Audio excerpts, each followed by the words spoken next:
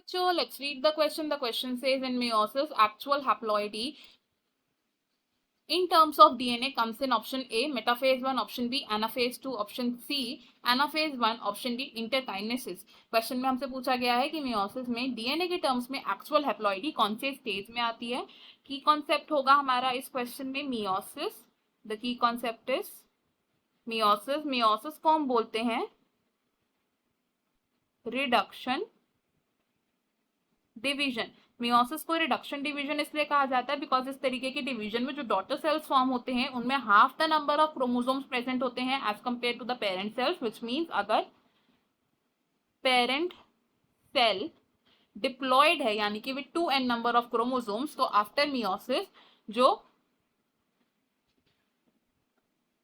4 daughter cells बनते हैं इनकी प्लॉइडी कितनी होती है, हैप्लॉइड होती है. अब मियोसिस 2 स्टेजेस में कंप्लीट होता है, which is meiosis 1 and meiosis 2. meiosis 1 और meiosis 2 के बीच में जो टाइम इंटरवल आता है उसे हम बोलते हैं इंटरकाइनेसिस. इंटरकाइनेसिस क्या है? It is the short interval between meiosis 1 and meiosis 2. अब अगर बात करें कि डीएनए के टर्म्स में एक्चुअल हैप्लॉइडी कब आती है इन meiosis, एक्चुअल हैप्लॉइडी कब आती है?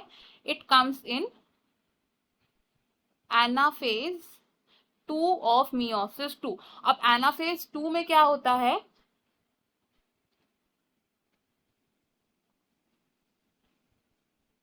क्रोमैटिड्स of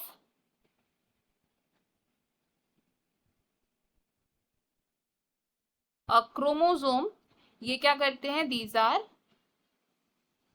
separated and ये सेपरेट कैसे होते हैं? by the splitting of centromere. तो एनाफेज 2 में क्या होता है? splitting of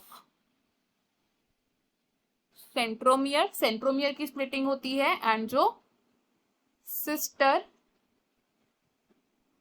क्रोमैटिड्स होते हैं they are pulled to the opposite poles and इसकी वजह से क्या रिजल्ट करता है? In the next phase 4 haploid daughter cells are formed. 4 haploid daughter cells बनते हैं. अब जब सिस्टर क्रोमैटिड्स अब ऑपोजिट पोल्स पर पुल अपार्ट हो रहे हैं तो जो डीएनए का कंटेंट है यहाँ पर वो इक्वली डिवाइड हो रहा है among the future daughter cells and इसी स्टेज में हमें एक्चुअल हैप्लॉइडी देखने को मिलती है. अगर हम अपने ऑप्शन देखें इसमें से ऑप्शन बी हमारा यहाँ करेक्ट हो जाएगा.